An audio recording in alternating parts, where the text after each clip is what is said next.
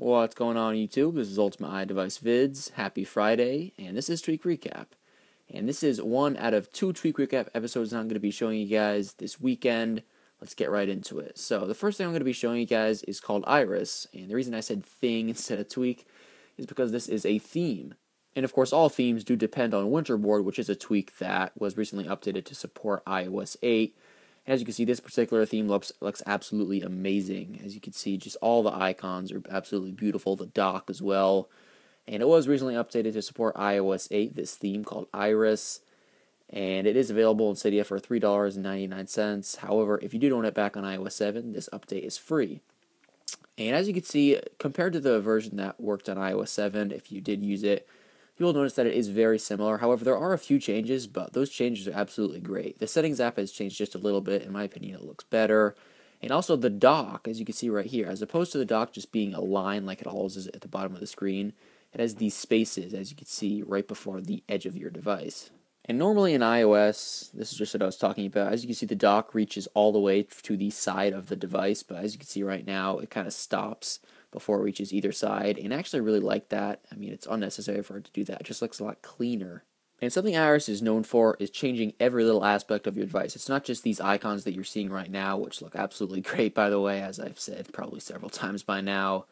And it's actually inside applications. So, for example, the Settings app is one of my personal favorites. As you can see, all the icons have been themed on the side right here to represent settings panels. One of my favorites is the iTunes and App Store, how it's split like that because it represents both. And again, just pretty much everything you're going to be seeing is themed. Even Activator, the tweak, has a little gold ring. So, again, everything is themed. It just looks absolutely great in every aspect of iOS. And even if you're, for example, right here inside a section, inside an app, the little back arrow is just changed very slightly. It has these curved edges on the sides as opposed to just the normal arrow that you see. That's very hard to notice, but it is there. That just looks better with the theme overall. And I'll just try to compare the two of them. As you can see, the back button over here on my iPhone 6 Plus, which doesn't have the theme installed, it's just a little bit different. Let me see if I could even focus there just for a second. You can see right there how it does have the kind of cornered, the square cornered edges. However, with Iris, I'll focus in over here. As you can see, it is rounded. That's very subtle, and that's one of many small changes with this tweak, but it's just one of those things. It's a perfect way to just tell somebody how detailed this theme is. Pretty much every aspect of iOS that you can imagine was built and imagined with these icons in mind. It's absolutely crazy how much work was put into this and how great it is overall. And there's just so many things to this theme that you probably will notice after you install it, so it's just very amazing. And after you have installed Iris, you could go into settings on your device and you want to scroll down until you see Winterboard. And if you didn't already have Winterboard installed, this Iris theme will automatically install it for you. And I'm going to be including this as one of my tweaks. And of course, it's Winterboard. It allows you to use themes that are compatible with iOS 8, and now they do work on iOS 8. So you can go into select themes. Here's all your theme elements. For the particular Iris theme, we have Iris Interface, Iris Home Screen, Iris Dock Dark Mode, which I'll show you in just a second, then Iris Control Center. And by default, when you install Winterboard, you get no undocked icon labels and no docked icon labels, so you could toggle icon labels by default with Winterboard. And when you're using the dock, you want to only have one checked at a time, so I'm going to uncheck the light one, which is what I currently have, and I'll show you the dark one. And with Winterboard, you could go back after you've made any changes, and you will need to respring your device. And of course, if you select that, it will respring. However, if you just exit after you've made your changes, exit to the home screen, as you can see, your device will automatically respring. And of course, as soon as your device is completed the respring process, all the changes will take effect. Alright, and I'm done respringing, and as you can see right here, I now have the dark dock, and it actually looks pretty good, I have to say. I'm not sure if I like the dark or the light one better. I might like this dark one. It's very sleek. And it's definitely a big difference between the light one. As you can see, the light one does reflect the wallpaper, and this one does as well, as far as I can see. It's just a darker reflection of it. So again, it's a lighter reflection with the normal dock, and with this dark dock, it's just, again, it still reflects it, but it's just a little bit darker. So that's completely up to you which one you want to use. And that's all for these two elements. Again, Iris, of course, this theme, and Winterboard, which Iris depends on, as well as other themes. They're both available in Cydia. Once again, Iris is $3.99, and Winterboard is free. And the next trick I'm going to be showing you guys is called KillBackground 8. It's available in Cydia for free, and this is actually based off of one of my favorite tweaks that was for iOS 6. It was called KillBackground, and it allowed you to kill all the applications in your app switcher with a simple button on the bottom right or left hand side, and you could control when it appears, and you could just select that button and it would kill all your apps. And of course, back on iOS 6 and below, the app switcher was pretty humongously different than it is now. It was just small icons at the bottom of the screen, and it worked differently, but this tweak does take that idea and bring it to the newer iOS 8 and iOS 7 iOS versions. So if I double tap my home button, as you can see right here, I have the little skull in the bottom right hand corner, and if I select it, all the applications on my app switcher, as you can see, will be killed just like that.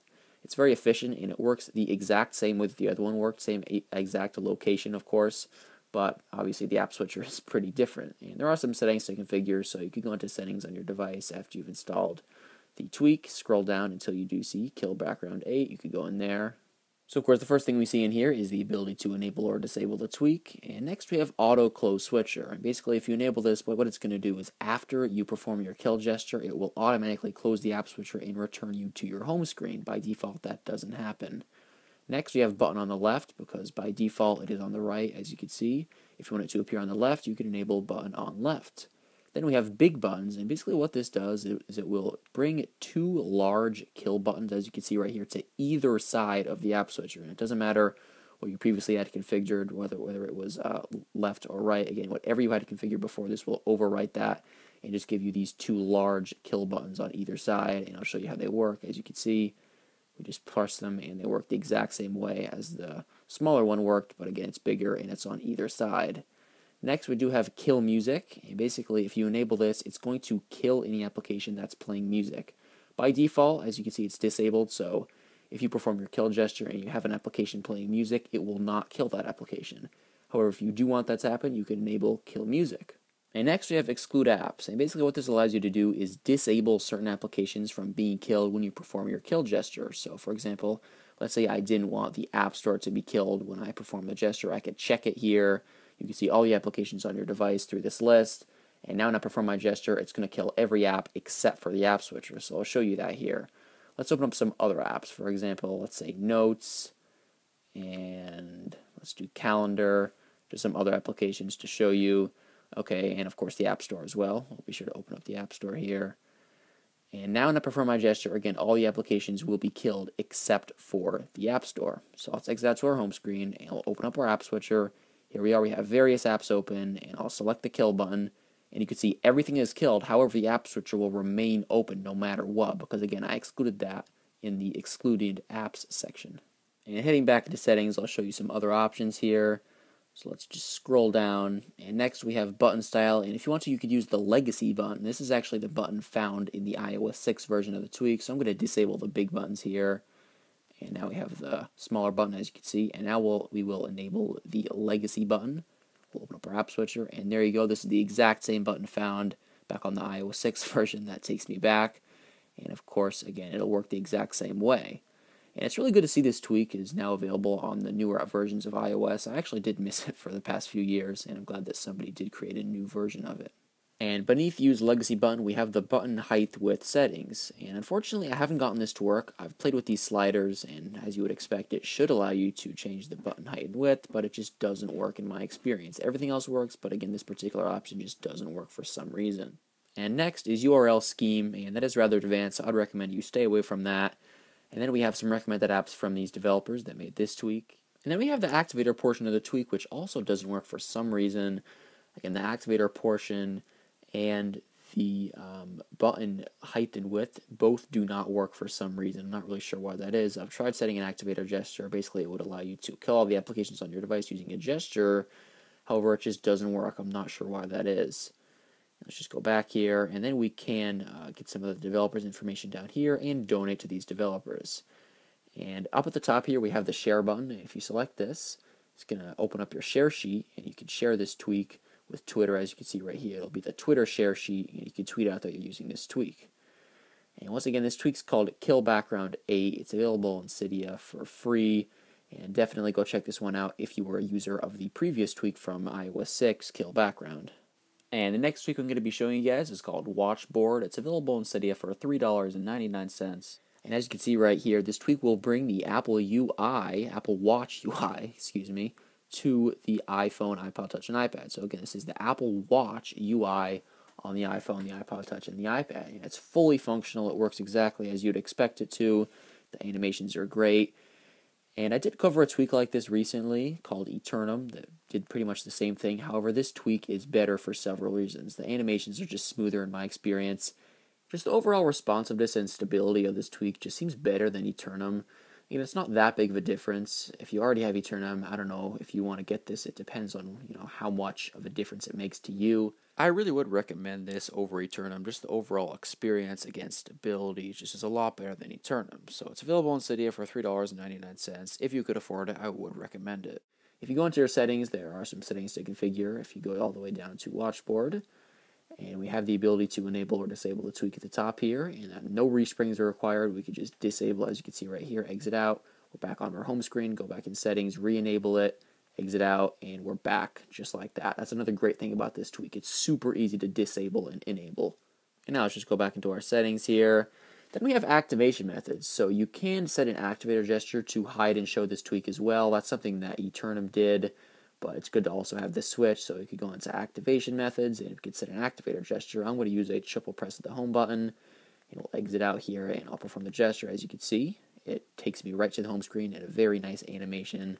Same thing, as you can see, it kind of takes it back away, then brings the opposite one that you're on forward, as you can see. So very smooth. That's just something about this tweak that I've noticed. Everything in it is just very smooth, and it looks like it belongs there. It looks native. And the next option we have is Home Icon. And basically what this option allows you to do is when you're on your Watchboard home screen and you press the home button, it's going to take you to a particular application on your home screen layout. And by default, it is set to settings. If you go in here, it's going to give you a list of all the applications on your device. You could scroll through. And again, by default, this is set to settings, as you can see right here. I'm just going to exit out here, and I'll show you what this does. So let's say I'm up here somewhere else in my Watchboard layout, and I press the home button. As you can see, it's going to take me right to the settings app, or where the settings app is in my layout. If I go back into settings here, I can change that to another app. Let's just change it to, let's say, podcasts, and I'll go back. I'll exit out. Let's say I'm just somewhere else, wherever I am in my layout. Again, it doesn't matter where I am. I press the home button. It's going to take me to whatever that application is. Again, in this case, it's the podcasts app. So let's go back into our settings here. And again, you could choose any application inside of the home icon option. Next, we have some display options. For example, you have the ability to have circle icons. And of course, that's pretty much the Apple Watch user interface. That's just how it is with these circle icons. However, if you disable it, I'll show you what it looks like. It actually doesn't even look bad without it. As you can see, we have these square icons. And it actually looks pretty good, I've got to say. I'm not really sure which one I like better. And if you had asked me before I played with this option, I would have said, obviously, circle. But this actually looks pretty nice, I gotta say, with these square icons. It actually looks pretty good. Again, it fits in pretty well. Yeah, I don't mind it. It'll be interesting to see which one I use more. Let's go back into our settings here. Something I do want to mention is if you have circle icons enabled, something that's really nice is if you go into your app switcher by double tapping the home button, as you can see, the applications in your app switcher do have the circle icon as well. And that's something that the Eternum tweak, the previous tweak that I was talking about that's similar to this one, does not have. Again, just having that synced up or having that match, the icons in the app switcher matching, of course, the Watchboard layout. Now let's just go back into our settings, and then we have show icon labels. So by default, of course, as you've been seeing, the icon labels are there. However, as you can see, if I scroll, the applications that are not in my point of focus, so not near the middle of the screen, as you can see, the icon labels do fade away for those particular icons. But again, when I start to zoom or start to scroll towards an app, the label will appear. However, if you don't want labels at all, you can disable show icon labels. I would prefer that to be on because obviously I'm not sure what every single application on my device is without the label. Pretty much all the stock applications I know, but who knows? You may have an application that you recently downloaded that you may not know again what it looks like just from that picture. So I would recommend keeping these show icon labels on, and it is pretty elegant how it does it. Again, how the labels disappear as you scroll. It's a very, very good looking way, I would say, of having the icon labels. And the last option is icon spacing. This is going to allow you to control how much space is in between the icons on your Watchboard home screen. So let's go back into our settings here. This is just a slider, and we'll move, as you can see here, to the right. And the more you move it to the right, the more space there's going to be in between the icons. As you can see right here, there's a lot of space in between the icons. And if we zoom in, as you can see, there's even more space. And if we just scroll it towards the left, as you can see, they're going to be very crowded right here in the middle. I don't really recommend using this. It's kind of too clustered and too crowded. I usually keep mine somewhere around here, I would say. Maybe a little bit more. And then, yeah. So that's personally what I like. But again, you could customize that to your liking just using this slider. Again, you could customize the entire spacing of it. So if you want, again, more space or less space in between icons. Now there's a few more things I'd like to share with you before I wrap up the discussion about this tweak. The first thing is to activate Spotlight Search, you just double tap in any excess area that doesn't have an icon. As you can see right here, Spotlight Search comes right up with the keyboard ready to type, ready to go. And also something else I wanted to mention is you could rearrange apps just by tapping and holding like this. And as you can see, the apps do move. I'll see if I could focus in a little bit better just to show you that. So I'll tap and hold on, let's say the Settings app, and I am moving it around. It's a little bit hard to see with my finger in the way there. I'll just try just like this. That's a little bit easier to see. They do move around. As you can see, it's very fluid the way that they reposition in the way that you could, of course, just rearrange your apps, as you can see right there. Nice animations, of course. There you go. It's just very good. And to delete an app, if you have an application that's deletable, you would just tap and hold and then kind of fling it like that. And then it would give you the option to delete. But of course, the iBooks app is stock, so it's not going to give you that option. But again, to delete an app, you just tap and hold and then just kind of fling it, and then it would give you the option to delete. But again, that's not happening because these are stock applications that I'm flinging. And once again, the tweak's called Watchboard. It's available in Cydia for $3.99. And if you ask me, if you want to get the Apple Watch user interface on your device, this is the best way to do it. And the fifth and final tweak I'm going to be showing you guys is called Pix. It's available in Cydia for 99 cents. And this tweak brings awesome animations when you open up your app switcher and scroll between applications, as you can see like this in your app switcher. So when I scroll between apps and I open up the app switcher, you can have really cool animations as you're seeing right now. And I'll just open up the app switcher again. As you can see right there, I have that bounce. And again, when I scroll, you're going to see that bounce as well. And there are a few modes to choose from, so you can go into Settings on your device and scroll down until you do see Pix and go in there. Then you go to Animations, and you have these modes to choose from. My personal favorite mode is Slide from Top with Bounce. Just looks really good, especially when you're scrolling just like this. But again, you could choose whichever one you want. And just I want to let you guys know, when you do choose one, you will have to wait a few seconds in order for it to take effect. And then once you've waited a few seconds, just open up the app switcher, and the animation will be ready to go. And I really do like this tweak. It just gives that nice touch to your device, and it just looks really good when you're scrolling and, of course, opening and closing the app switcher. And that's all for this video. Later on this weekend, I'm going to be making another Tweak Recap episode, so be sure to stay tuned for that. Thanks for watching, and I'll see you guys later.